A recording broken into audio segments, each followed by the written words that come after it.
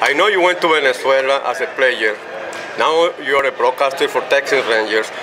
You had a lot of good memories from the Winter League in Venezuela.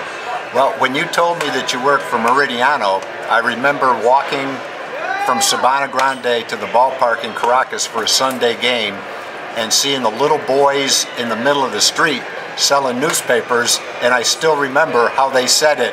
Mundo Meridiano. And so after all those years, I remember that. That's good. And what is the good memory from the baseball? I have so many good memories. The first 2 years I played in Maracaibo, and my best memory of Maracaibo was the Machado family. And they were such a nice family to play for that the first year I played for Caracas, they invited me to stay at their house when we played in Maracaibo.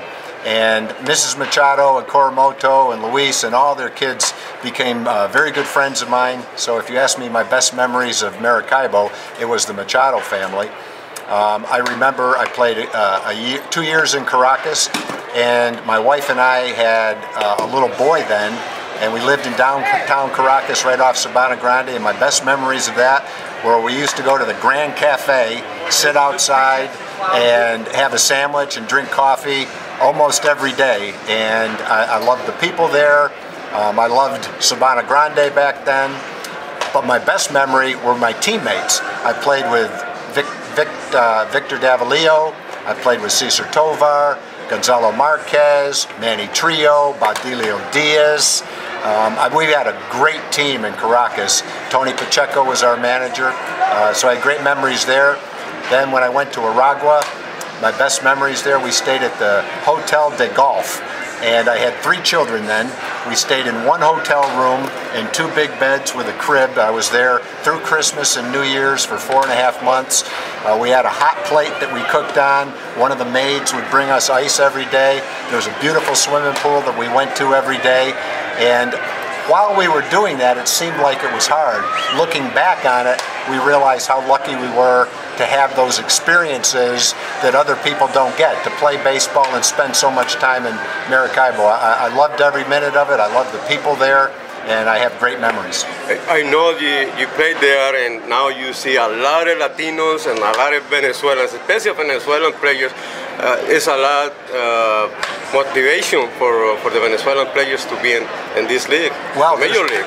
There's no doubt about that, and they had great role models. There's a lot of infielders from Venezuela, and when you look at the great shortstops that came from Venezuela, and I won't remember all of them, but you know, maybe it started with Chico Carrasquel and Luis Aparicio, and then it was David Concepcion, who I played with in Aragua.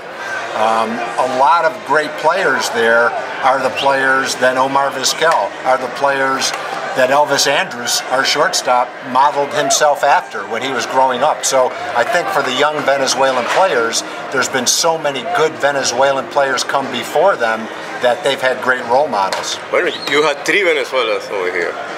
Yes, we do. Elvis Andrus is my favorite because we've become pretty good friends, and I like to kid around with Elvis, and I've enjoyed watching him so much because he got to the big leagues when he was only 20 years old. Probably wasn't quite ready to be a star when he was 20, but he's gotten better and better every year. And now watching him drive the ball to right field, he's really becoming an all-star player, and it's just a lot of fun to watch him. ¿Qué pasó con el español? What happened with your Spanish? I'll tell you exactly what happened. When I was in school, my guidance counselor told me that I should take French and Latin. So I took 4 years of Latin and 3 years of French, and then when I went to the University of Michigan, I studied more Latin and more French. If I had any idea that I was going to play 5 years in Venezuela, and had I taken Spanish and learned the words and learned the grammar after 5 years there, I could probably speak Spanish. I could pick up the words, and I knew all the food, I knew all the bad words, but I didn't know whether I was saying she went to the store or he is going to the store. I didn't know the tenses, so that was kind of frustrating. Well, thank you very much, and good luck in this season with the Texas Rangers as a broadcaster. Well, thank you very much, and I don't know if anyone watching this will remember me, but for all the friends that still might be in Venezuela, I would say hello and thank you very much.